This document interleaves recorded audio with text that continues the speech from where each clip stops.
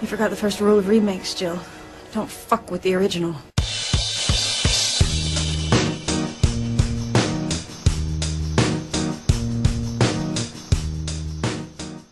Hey everyone! The Amityville Horror The Lost Tape opened in select cities last week, and you know what that means? We're going to visit a haunted house again. We're going to start running out of those eventually. You know what? They've got 11 movies in that bloody series. I think they're good to go. I guess, yeah. I am Dimitri, editor-in-chief of Idiomatic.com. And I'm Nicholas, video game correspondent. And this is another episode of Don't F with the Original, in case you hadn't guessed. Yeah. But anyway, let's talk about the one that started it all, presumably, the Amityville Horror, a 1979 film, directed by Stuart Rosenberg and starring Josh Brolin's daddy. What's his name again? James Brolin. Okay. And Margot Kidder as the parents in the Lutz family. Yeah. Who move into a house where a murder took place just a year before. Yes. And with, 3 children, I want to say? 3 children, yeah. 3 children. And then kooky, weird things start to happen. George Lutz, which is the James Brolin character, starts getting pale and sick and irritable. Margot Kidder has some weird feelings and hallucinations. There's a priest who goes through quite a few different ordeals. Yeah, trying to, cleanse the house. We need to go help these people. Every time he tries, there's something that happens that prevents them from getting to the house. Yeah. And the kids have imaginary friends that seem to be alive and stuff like that. And money goes missing for a wedding at some point. And if that doesn't sound totally random, it really should, because that's how it feels when you watch the movie. Yeah, it's just completely random stuff. And yeah, it's just them dealing with what seems to be obviously a haunted house. That's all it is. Yeah. Or a demonic house, I guess. Actually, it seems like it's mostly one person dealing with it. It's really the mother that's dealing. The father's going kind of cuckoo. Yeah. And he doesn't realize anything's going wrong. And the kids are kind of having fun there with their imaginary friends. You don't sense them being in that much danger. The mom and the priest. Because the priest has a really hard time. Oh, yeah. The priest has a harder time than the mom, I would say. The he priest keeps getting kicked in the groin. Yeah, he's really passionate about it, too. We need to help them and everything. And, every time, other people in his order or, everybody, he's like, no. And then he tries to get the house. He goes in a car crash. It's crazy. The priest is really, going the extra mile for this. Everybody else seems to be like, okay, it's all good. If you don't know, the thing about Amityville Horror, which I find terribly hard to pronounce, by the way, is that it's based on a book, which itself is allegedly based on a true story. Allegedly. Yeah, and no longer allegedly, in fact. It's been proven to be a fraud. The author admitted it himself. The part that is true is that there was a house where there were murders that were committed. Yeah. And there was a family that moved into the house afterwards. Yeah. And then they said weird things happened to them. And then somebody wrote a book. And the person who wrote the book filled the book with bullshit. So the movies optioned the rights to the book and made the movie we're talking about today. And of course kept a lot of the bullshit that's in the book and tagged it with based on a true story. Even though it's most definitely based on a complete lie. Well, based on a true story, that allows you for very wide berth in, movie making. Basically, a family moves into a house where murders took place. That's enough. Based on the true story. That really happened. Okay, so that actually warrants the tag based on a true story. It's fair. Yeah, no, and more than that, I mean, from the movie's perspective, certainly, look, it's based on material that claimed to be true. So it's it's not even the movie's fault. It's the book's fault. Yeah. Based on a claimed true story should have probably been the disclaimer. Based on some shit somebody told us. Pretty much. Okay, what did you think of the movie? That was terrible. I mean, it like you said, nothing was connected. There was no escalation. You felt it was just like, oh, this thing happens now. This other completely random other thing happens. Oh, this thing happens. And the father likes to chop wood a lot because he's cold. And it's all completely loopy. There's no thread that links everything together. It's just like, oh, stuff happens in the house. The mother has a bad feeling. Priests are trying to help them. Other bad stuff happen. It has no really narrative line that, you can follow. I'm in complete agreement. Look, this thing has 10 sequels. A remake with Ryan Reynolds. Oh my god. This thing is like this mega franchise. And as a horror fan, you'd figure I've seen like all of them. No, I've never touched any of these movies. They never looked interesting to me. Oh, that's crazy. This was my introduction to the Amityville horror. And I agree with you. This is terrible. I'm happy that I didn't waste any of my youth on that stuff. This is horrible, horrible, horrible filmmaking. And like it gets you in the wrong mood right from the start when you have the Lutzes visiting the house before buying it. Yeah. And every time they enter a room, they cut back to a scene from the murder that happened a year ago with like big like pow pow pow because the guy shot his family and everything. And it's really loud and you're supposed to jump. It's like, but like nothing scary is happening. You just introduced a random loud noise in a scene that doesn't have one. That was really annoying to listen to because you're trying to watch it. It's like, oh, lower the volume. And then they're talking, raise the volume. And then the flashback, lower the volume. Is just, come on, pick a volume and stay with it. Seriously.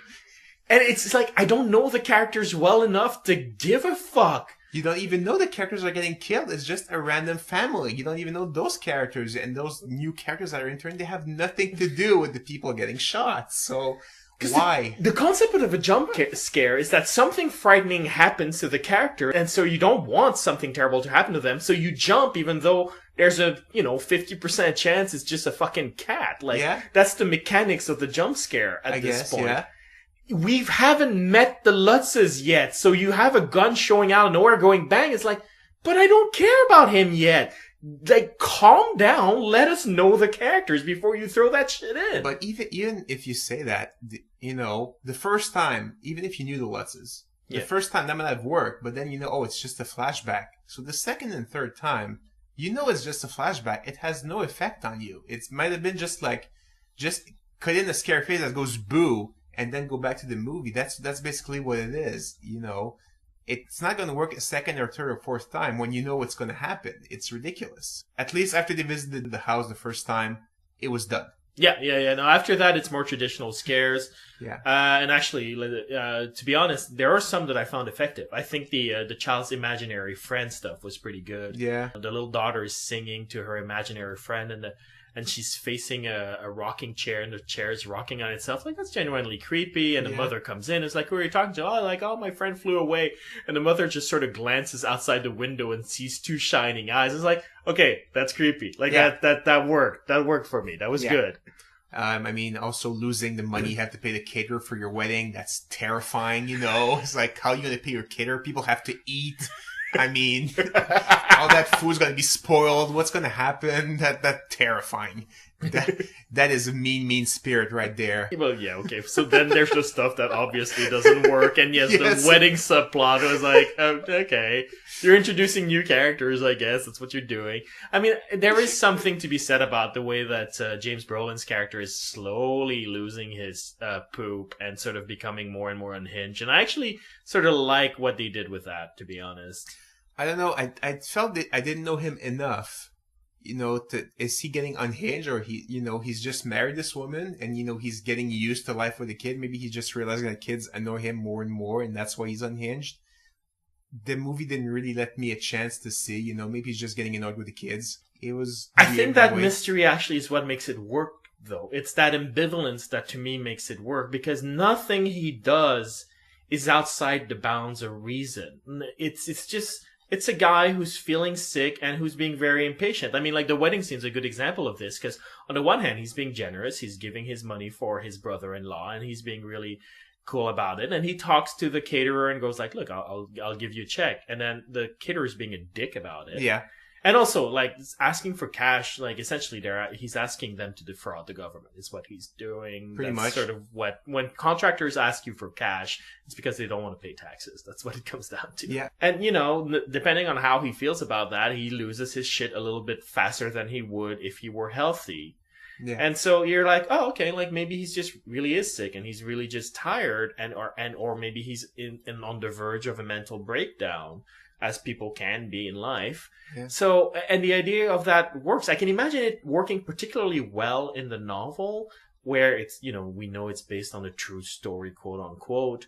And the idea of, like, did something magical really happen there? Or is it just a guy who's on the verge of a breakdown, Yeah, okay. That makes sense. So for me, that worked. Yeah, but added to that, the fact that there's no real reason for the rest of the family to stay in the house. You know, like not like Paranormal Activity, where they actually try to give a reason saying that the demon's going to follow you if you leave, so leaving won't help.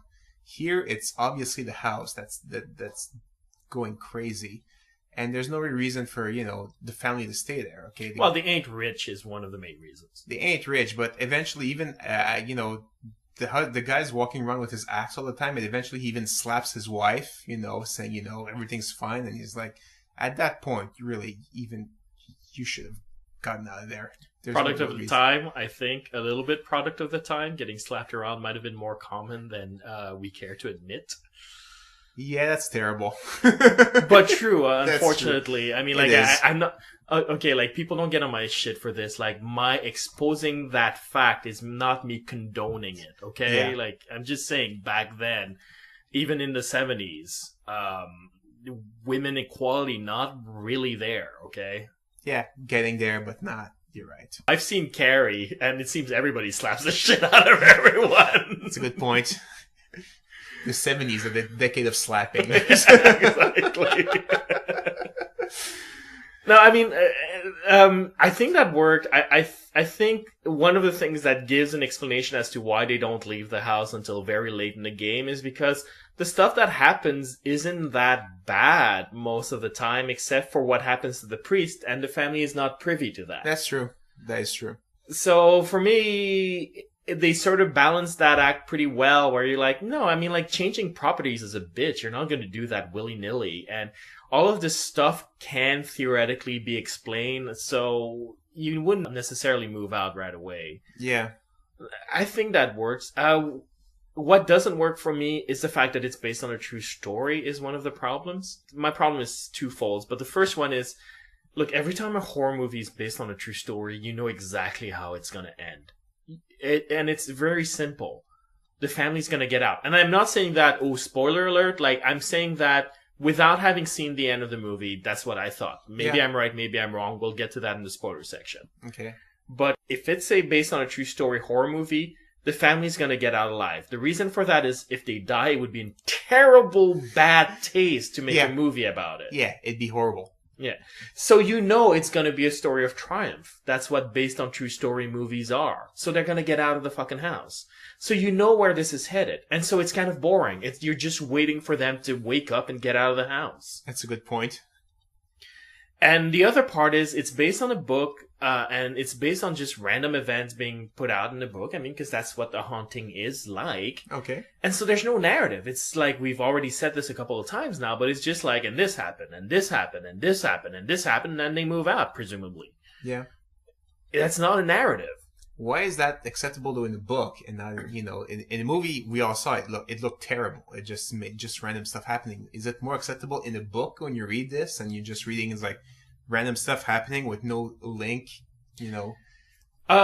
Generally, yes, because it's more about the characters, more about how the character is presented in the book. Like you'll find in books, like it's much more character-centric, the journey, than it is plot-centric a lot of the times. Okay. Because you can get into the character's mind a lot better, because if they are telling the story or if you're following their point of view. That makes sense, yeah. But more than that, if it's based on a true story, what you're reading is an account of weird shit that happened. You don't need a narrative.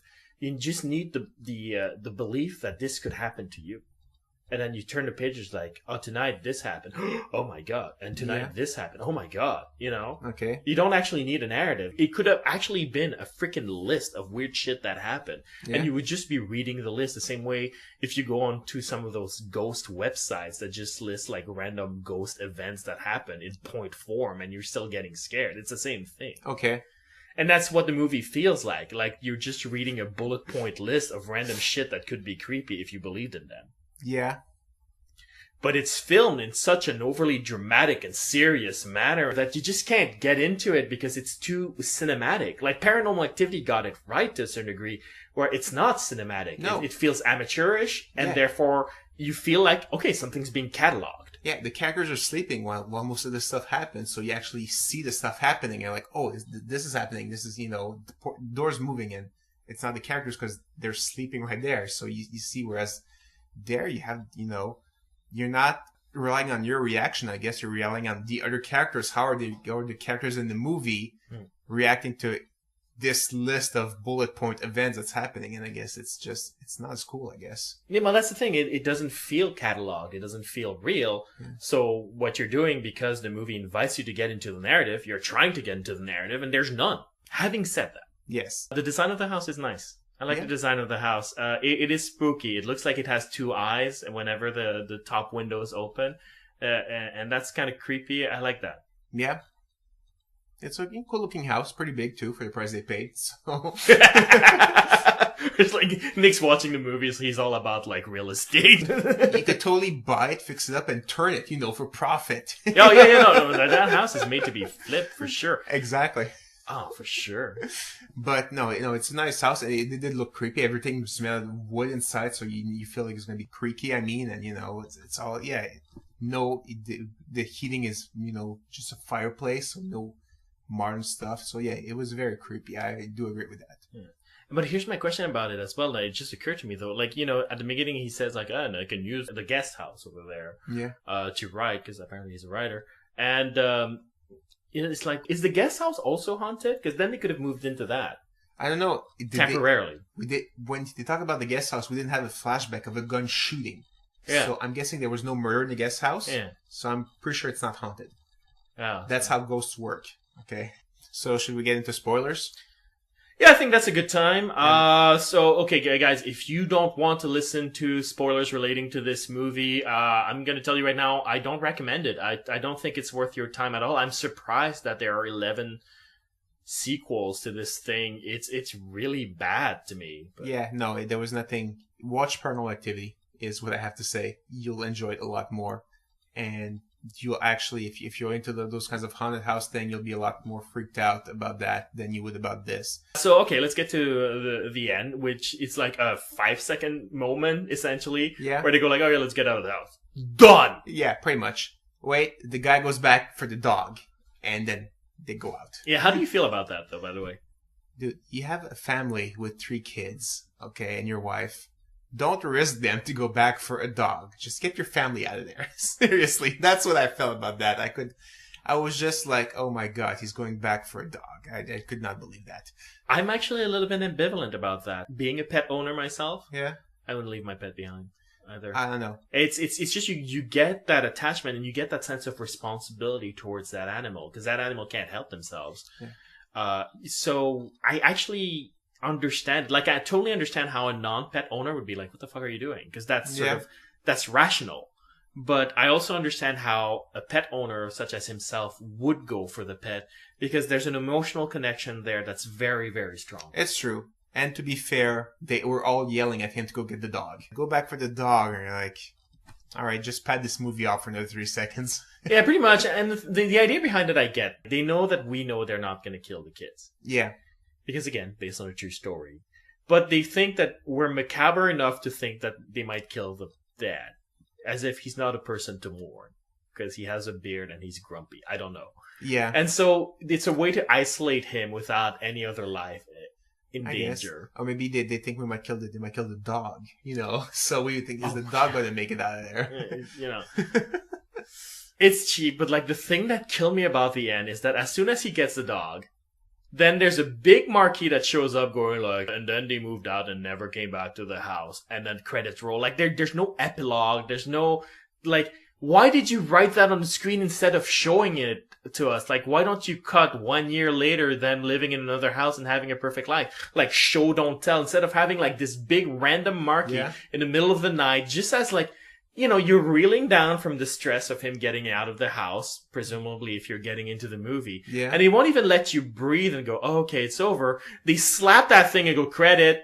Like, it's really badly timed. And also, what happened to the priest that seemed very, very invested in saving the family in the house, and he was going kind of crazy. And that's not important. The end, roll credits.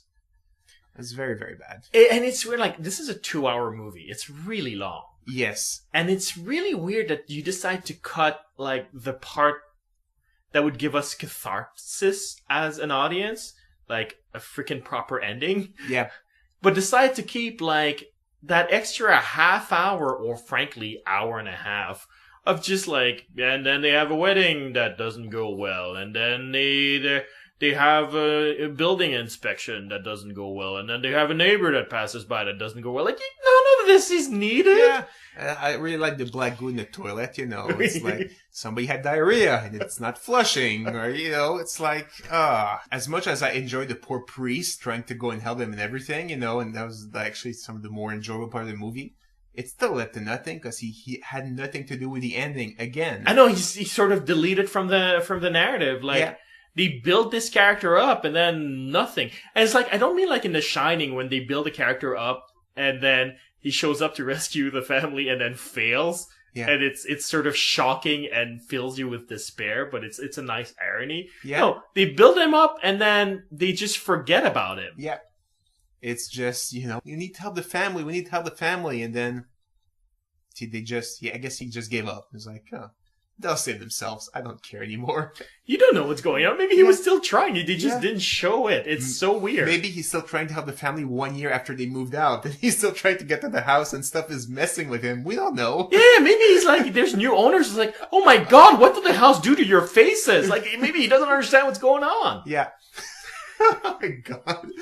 Didn't you used to have 3 kids? Why do you have 6 now? Oh my God. You guys are like bunnies. That subplot that, I really enjoy because the priest was actually the most likable character I felt in the movie. Yeah, and he's a good actor. They should have just completely dropped that completely because it doesn't go anywhere. So you remove that, you remove 40 minutes of the movie, and it would actually make the movie a little tighter. Like my thing would be like I would have cut out the wedding. I would have cut out like half the weird stuff that's going on because it's just repetitive. Yeah. But it kept the priest, but then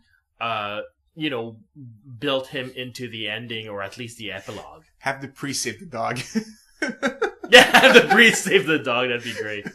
Or have the priest be the dog. Like, it's like, the priest shows up and he goes, you gotta get out. And then they get out and then they realize the priest is still in there because he was trying to exorcise the house himself or whatever. And then they have to go up back for him. Like, that would have been cool, Because I care for the priest, more than the dog that I've barely seen at all in the movie. I know, I had forgotten that they had a dog. Yeah. Until he had to go back for the dog. And they kept going like, Charlie, Charlie. I thought Charlie was her doll or something. And I was like, oh man, somebody smacked that kid, Because that's what you did in the 70s. And then it's like when he goes back into the house, it's like, really? He's going back into the house for that stupid doll? It's like, and then it's the dog. It's like, oh, it all makes sense now. Maybe if I'd seen the dog more often, I would have cared a little more for it, but you barely see him at all. So it's like, you go back for the dog? Okay, what? I guess, maybe. But yeah, the priest I really cared about. So yeah, go back and save the priest who's trying to bravely, face the demon. He's like, no, you need to get out of there, and you grab him by force or something. He's like, that would have been cool, Priest tried to save them, they saved the priest. It's a nice symmetry there. Alright, so, the lost tapes. Oh God. I could not find any information about this bloody thing. To me, that rings of bad news. It just rings that you don't want to show anything about your movie to people. I mean, sometimes it might be a good idea because your trailer looks bad, or some like John Carter or something. But sometimes it might just mean you don't want to show anything because you have nothing, and it's like people are just going to laugh at our trailer. Again, opening in select cities. Yeah. So it might just be a short sort of quote-unquote festival run. Okay. And then go straight to video. And maybe they want to build the trailer after that festival run, to see what kind of buzz they can get from it. Or if the movie's going to change a little bit. Oh, were all 11 of them theater releases, or did a bunch of them make it direct to video? I don't know. A whole bunch of them made it to direct to video. Actually, let's go through the names of those sequels because it's pretty funny. Awesome. Okay? All right. So in 1979, you have the Amityville Horror. Yeah. In 1982, you have Amityville 2: The Possession.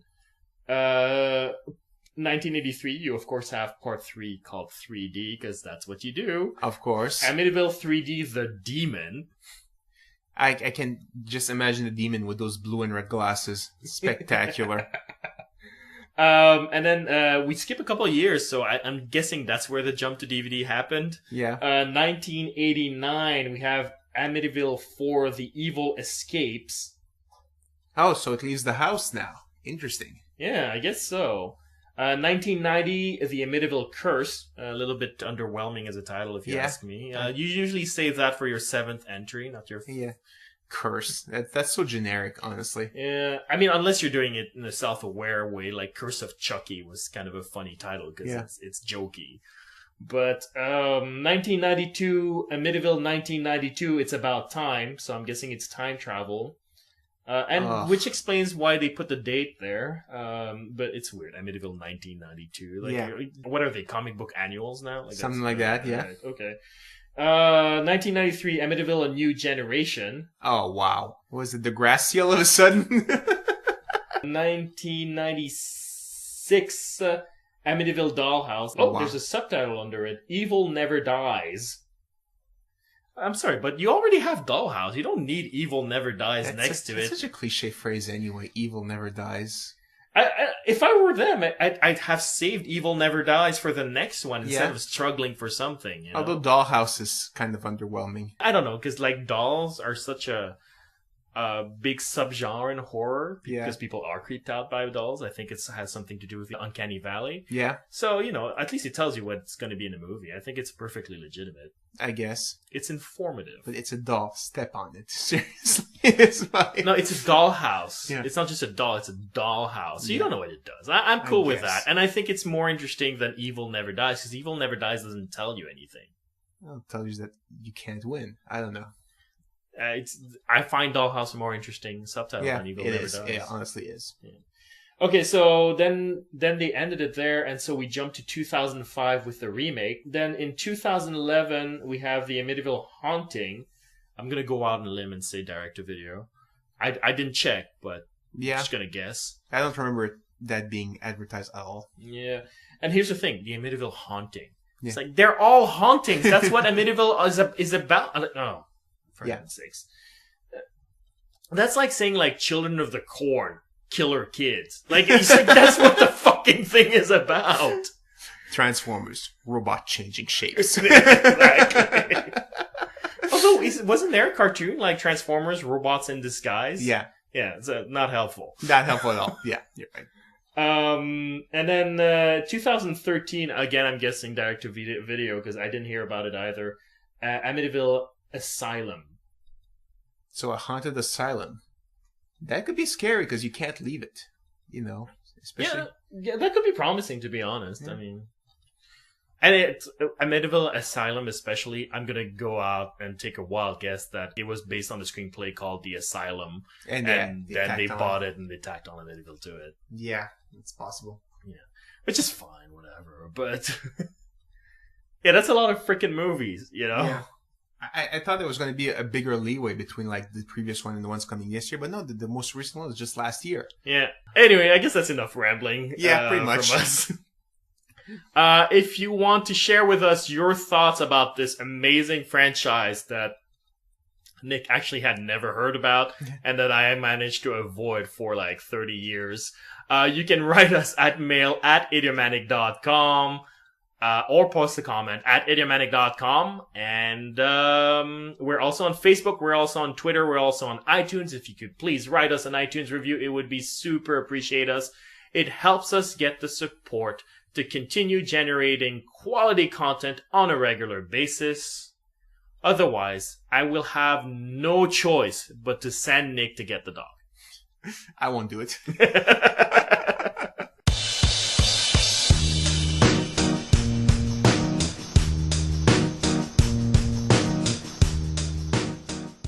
Based on material that claimed to be true. So it's like, it's not even the movie's fault, it's the book's fault. Yeah. Based on a claimed true story should have probably been the disclaimer. Based on some shit somebody told us. Pretty much. Okay, what did you think of the movie? That was terrible. I mean, like you said, nothing was connected. There was no escalation. You felt it was just like, oh, this thing happens now. This other completely random other thing happens. Oh, this thing happens. And the father likes to chop wood a lot because he's cold. And it's all completely loopy. There's no thread that links everything together. It's just like, oh, stuff happens in the house. The mother has a bad feeling. Priests are trying to help them. Other bad stuff happen. It has no really narrative line that you can follow. I'm in complete agreement. Look, this thing has like 10 scenes allegedly based on a true story. Allegedly. Yeah, and no longer allegedly, in fact. It's been proven to be a fraud. The author admitted it himself. The part that is true is that there was a house where there were murders that were committed. Yeah. And there was a family that moved into the house afterwards. Yeah. And then they said weird things happened to them, and then somebody wrote a book, and the person who wrote the book filled the book with bullshit. So the movies optioned the rights to the book and made the movie we're talking about today, and of course kept a lot of the bullshit that's in the book and like tagged it with based on a true story, even though it's most definitely based on a complete lie. Well, based on a true story, that allows you for very wide berth in, movie making. Basically, a family moves into a house where murders took place. That's enough. Based on the true story, that really happened. Okay, so that actually warrants the tag based on a true story. It's fair. Yeah, no, and more than that, I mean, from the movie's perspective, certainly. Look, You forgot the first rule of remakes, Jill. Don't fuck with the original.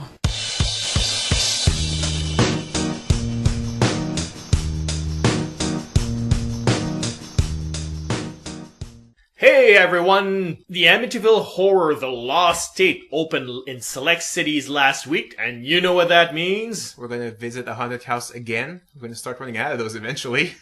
You know what? They've got 11 movies in that bloody series. I think they're good to go. I guess, yeah. I am Dimitri, editor-in-chief of Idiomatic.com. And I'm Nicholas, video game correspondent. And this is another episode of Don't F With The Original, in case you hadn't guessed. Yeah. But anyway, let's talk about the one that started it all, presumably, the Amityville Horror, a 1979 film, directed by Stuart Rosenberg and starring Josh Brolin's daddy. What's his name again? James Brolin. Okay. And Margot Kidder as the parents in the Lutz family. Yeah. Who move into a house where a murder took place just a year before. Yes. And with, 3 children, I want to say? 3 children, yeah. 3 children. And then kooky, weird things start to happen. George Lutz, which is the James Brolin character, starts getting pale and sick and irritable. Margot Kidder has some weird feelings and hallucinations. There's a priest who goes through quite a few different ordeals. Yeah, trying to, cleanse the house. We need to go help these people. Every time he tries, there's something that happens that prevents them from getting to the house. Yeah. And the kids have imaginary friends that seem to be alive and stuff like that. And money goes missing for a wedding at some point. And if that doesn't sound totally random, it really should, because that's how it feels when you watch the movie. Yeah, it's just completely. random stuff. And yeah, it's just them dealing with what seems to be obviously a haunted house. That's all it is. Yeah. Or a demonic house, I guess. Actually, it seems like it's mostly one person dealing with it. It's really the mother that's dealing. The father's going kind of cuckoo. Yeah. And he doesn't realize anything's going wrong. And the kids are kind of having fun there with their imaginary friends. You don't sense them being in that much danger. The mom and the priest. Because the priest has a really hard time. Oh, yeah. The priest has a harder time than the mom, I would say. The He priest keeps getting kicked in the groin. Yeah, he's really passionate about it, too. We need to help them and everything. And, every time, other people in his order or, everybody, he's like, no. And then he tries to get the house. He goes in a car crash. It's crazy. The priest is really, going the extra mile for this. Everybody else seems to be like, okay, it's all good. If you don't know, the thing about Amityville Horror, which I find terribly hard to pronounce, by the way, is that it's based on a book, which itself is a